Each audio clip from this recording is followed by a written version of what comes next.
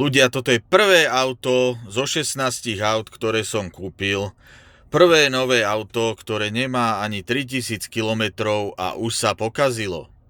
Takže slávna Teslička, dobre, že som to kúpil, aby ste všetci videli, jaký je to šrot a čo je to za chujovinu.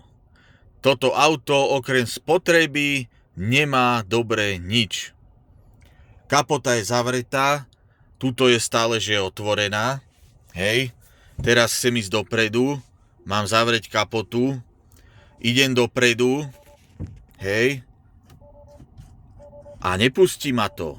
Dá sa to tu ojebabrať a teraz idem dopredu znovu. Kapota je zavretá, tu je otvorená. Chcem ísť dopredu, idem dopredu a stále mi to tu pičuje.